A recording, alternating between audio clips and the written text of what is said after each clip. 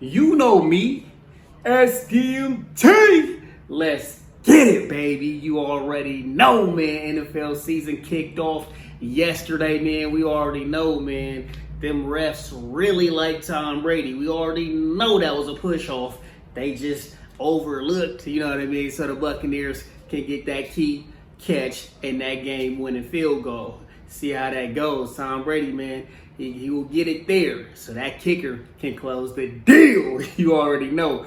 But today, this is the No Cap Straight Facts podcast. So we'll get into the top, stories in sports. Also, we're going to go into stories in the NFL. And we're going to go into my picks. So stay tuned at the end of the video. At the end of the video, I'm going to give my week one picks. You know what I mean? If you want to make some money, you definitely want to start paying attention to my picks. Because I'm going to let you know what's happening on Sundays. You know what I'm saying? We're going to talk about it after to see how it all shook out. But let's get to it. Get into it, man. The first topic right here, man. My favorite player in the league.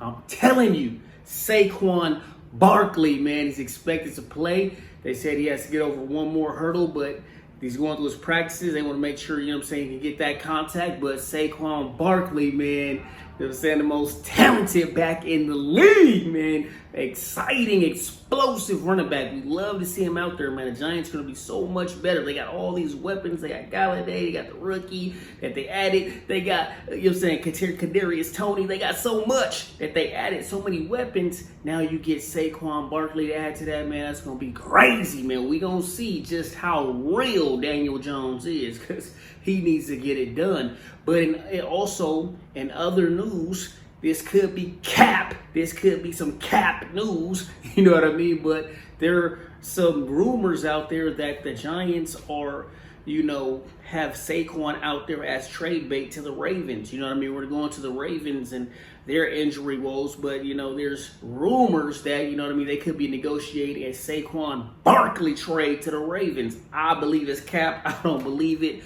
But when it comes to Dave Gettleman, we've seen him trade OBJ. We've seen him do some crazy things in the draft. So who knows, man? He could do something like this.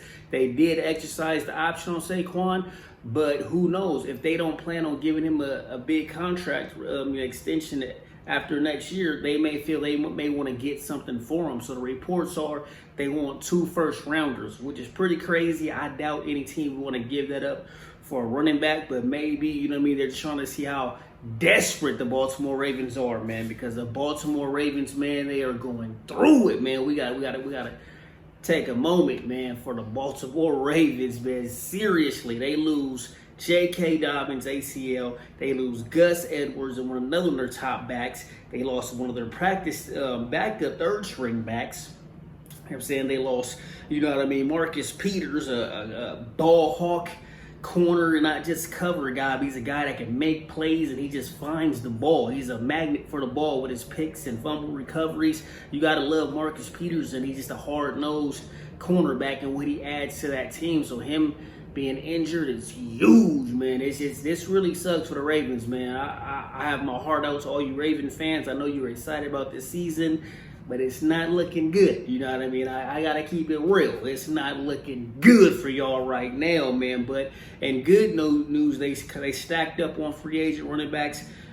Recently, today, they signed Latavius Murray to a 1-year veteran minimum deal of $2 million. Latavius Murray, he's called Murray, you know what I mean? He got released by the Saints because they wanted him to take a pay cut, which he refused, which I respect him for refusing, but they cut him, okay? And that's how these NFL teams do. He had a contract, but the team didn't honor it. So all these goofies, honor your contract. The team didn't want to honor his contract, so they cut him. So at the end of the day, the Saints, their money management is messed up because they're paying somebody like Taysom Hill $12 million for what? You know what I mean? I still don't know. He didn't win the quarterback job, and he's not that effective of a wide receiver, running back, safety, tight end, whatever you want to put him.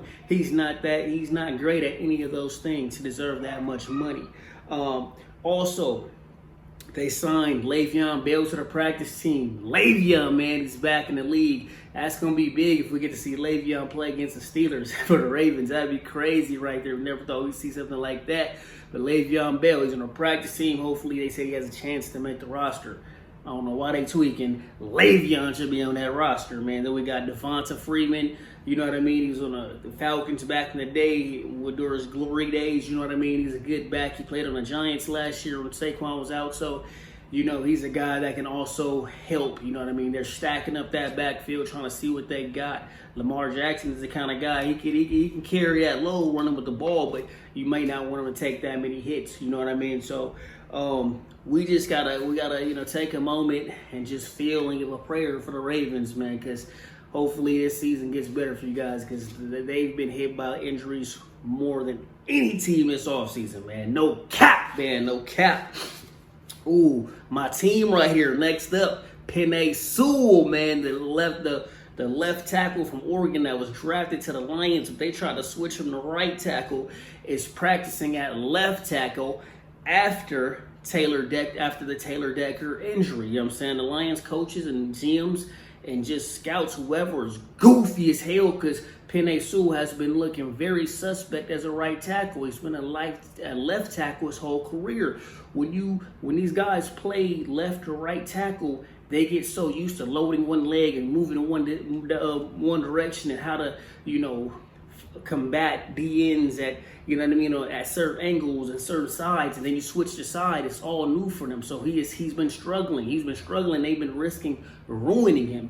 You don't draft the left tackle that high and try to switch his position. You can go find a right tackle later in the draft. Most old lines are built by third-round linemen or later, and that's a fact. So, if you're going to take Penei Sewell, let him play left tackle. Let the veteran move to right tackle. He's a veteran. He can transition more. You don't want to ruin a pick that early by trying to switch his position. I didn't like that move. They goofy as hell for trying to do that, but I do like him practicing back at left tackle. Hopefully he locks that down, and then they get snapped into reality and move Decker to right tackle, because Penei Sewell, I think he'll be a lot better as a left tackle. He can be a Pro Bowl caliber player if you let him do what he's good at. You know what I mean? Don't switch his side and make him change everything. You know what I'm saying? So I didn't like that move. If you want to pick that early, you pick Justin Fields. You know what I mean? But you don't draft no lineman and try to switch his position. I don't like that, but hopefully they get snapped in. He is playing left tackle, practicing, right now. So we like that. Cam Newton, man. Cam Newton came out and he said he would have been okay with being a backup, but it would have made Mac uncomfortable, which I think that's true. No cap, you know what I mean? The Patriots are ready to go with the Mac era, man. It's Mac mania in New England, man. His jersey sold out. They got them a dude at quarterback. They had a brother. They didn't like that. But, you know what I mean? That's why they got so much hate for Cam. But, you know what I mean? At the end of the day, Mac Jones, you know what I mean? He's the young guy that they want to develop and they want to be their guy. He's a Tom Brady clone. You know what I mean? He's a clone. He's very studious. He studies hard. He's studying the defensive game plans for his team. He's studying, doing walkthroughs with his girlfriend. So he's a guy that, like Tom Brady, he likes to prepare. He said he's not surprised that he was named the starter because he's preparing to be the starter. You got to love that savviness right there and that confidence. But also, why I do like this is because when if you pick a young quarterback and you want to develop him into being the guy, you want to make sure he's not worried. You want to mess with his confidence at all. You want to make sure if he has some rough patches, you let him play through it so he can learn. The Miami Dolphins and Brian Flores messed up with pulling out Tua for Fitz all the time. And now, where's Fitz? Fitz is not even on the team. So what you ended up doing is, slowing down Tua's progression for what? You didn't really do anything in the playoffs. You didn't really do anything. The most important thing you want to do is develop that quarterback so you can have a better future. Hopefully, with this full offseason, Tua's going to be going crazy this season. But that's something we definitely want to see. So I definitely understand why the Patriots would want to get Cam out. Now, there's been a lot of Cam slander out there, mostly by Patriot fans. They goofy as hell. I don't know why you hating on him. You got no reason to hate on the guy. But at the end of the day, Cam is a solid quarterback. He said there's not 32 quarterbacks better than him starting. I agree. You know what I mean? We look at the Texans and they got Tyrod Taylor. You can throw Cam on there. You know what I mean? You can throw Cam on the Titans. Let them back up Tannehill. Tannehill goes some rough patches. Ooh, Cam to the rescue. You know what I mean? You could throw, honestly, the Carolina Panthers. You know what I'm saying? The Sam Darnold. I'm over Cam Newton. I'm taking Cam Newton. You know what I mean? So it's a lot of opportunities out there. Even the Broncos with Teddy Bridgewater. There's a lot of opportunities out there with somebody like Cam Newton. He had that injury, which definitely was holding him back with his arm strength, but he's definitely looked different this offseason. So hopefully Cam finds a home somewhere. Okay? Let's get to it, man. Dan Orlovsky, man. This dude is goofy as hell, man. He's one of the analysts. I just can't stand him, man. I can't stand him. But he said he admits that Dak is an elite quarterback. He finally has seen the light, you know what I mean, after Dak had one, good game, Thursday night against the Buccaneers. But Dak had games like that last season before he got hurt. So why all of a sudden now this game makes you believe in Dak? Dak had been having some great games and some great performances. You look to before he got injured, he was leading the league in passing yards. You know what I mean? He was doing his thing. So Dan Orlovsky, goofy as hell, we already know, man. But let's get to the picks, man. Let's get to the picks. We got the Chargers and the Washington football team, man. This is a tough one for me. I kind of was like feeling the Chargers, you know what I mean? You got young Herbert, you got that team, they got some weapons. Eckler might be injured, so he might not play. So that might be used right there. But the difference, I believe, Washington's going to be at home. They're going to have that defense ready to go. Fitz will do just enough. That running game will be very huge. So I'm going with the Washington football team at home to beat the Chargers.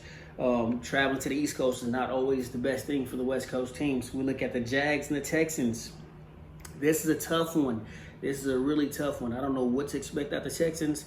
And the Jags, they got talent, but they got young Urban Meyer and they got Trevor Lawrence. Who knows what they do? But I did see a crazy stat that quarterbacks that start week one that were the number one pick are like 12-1. So that was enough for me to say I'm going with the Texans. You know what I mean? They're at home as well.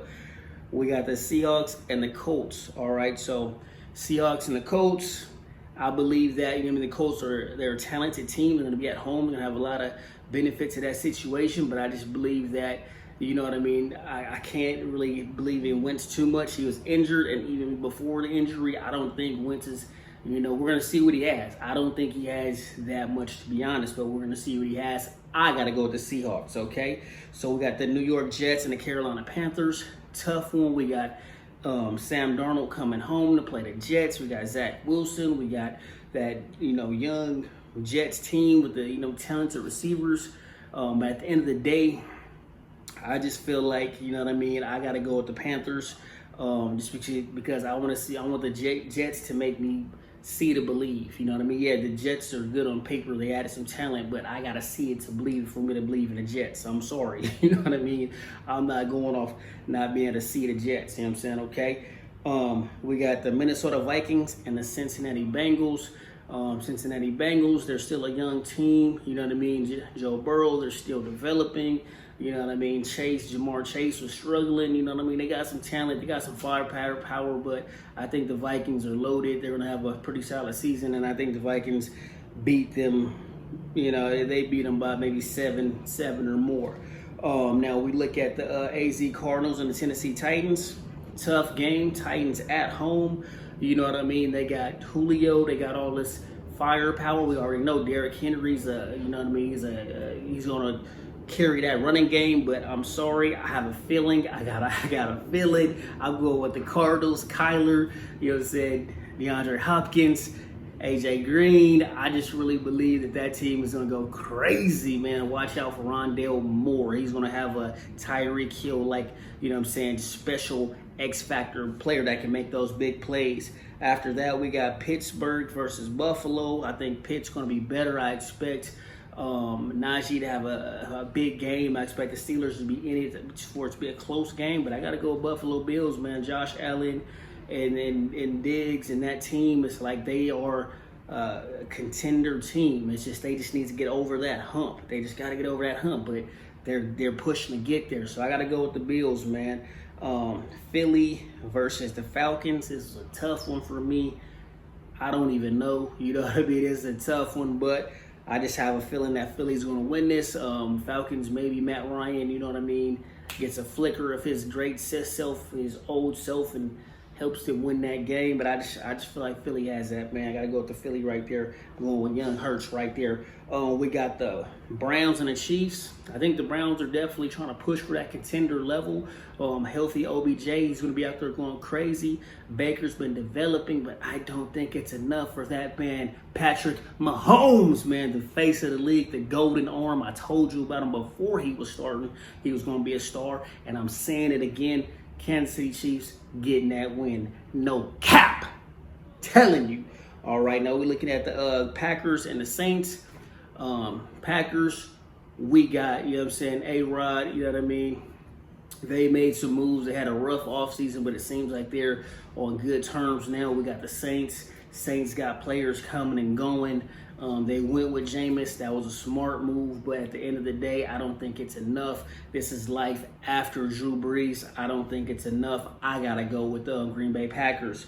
We got the Broncos and we got the Giants, man. It's a tough one, man. Teddy and that running game and that defense, they're going to show up. I just think the New York Giants got some firepower. They got Saquon Back. They got Tony. They got some guys, man. They got some guys. They got Galladay.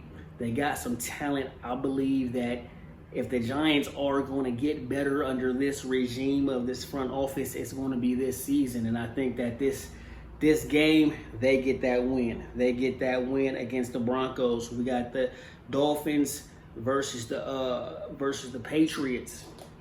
Tough game. A lot of people want to believe in Mac, but I believe in Tua, man. I believe in Tua, and I'm going Dolphins over the Patriots, man. We got the Bears against the Rams. The Bears goofy as hell for starting Dalton and not Justin Fields. So you already know I'm going with Aaron Donald into Matthew Stafford and the LA Rams. LA Rams is going to be a problem, I'm telling you, with Matthew Stafford, okay? At the end, we got the Baltimore Ravens and the Raiders. It's a tough game with all the losses the Ravens haven't been experiencing, and the Raiders are at home, and you know what I mean, they've been coming out saying they need to go to the playoffs, you know what I mean, but I'm sorry, I just can't believe in the Raiders right now. I gotta go with the Ravens, you know what I mean, I gotta go with the Ravens and Lamar Jackson. That defense is going to be enough to get it done, so we're going to see how it all, you know, how it all shakes out, but let me know your picks in the comments. Let me know what you guys think about these hot topics. I'm about to drop my NFL award predictions next. I'm about to drop a lot more news, just story segments as well. So stay locked in, you know what I'm saying, to the latest channel on the tube. You already know, man. So make sure you hit that like, subscribe, and turn on my notifications. And that's a wrap on SDMT.